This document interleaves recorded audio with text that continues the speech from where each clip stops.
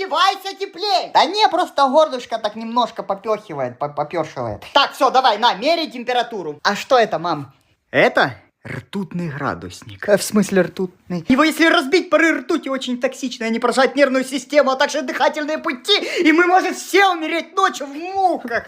Мам, может просто лобик тём-тём сделать или так ладошечку приложить?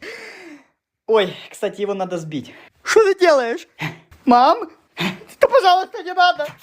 Господи, помилуй, Господи, помилуй. Ты посмотри, не сбивается. А если вот так? Да ты сама только что говорила. О, все, держи, под подмышечку.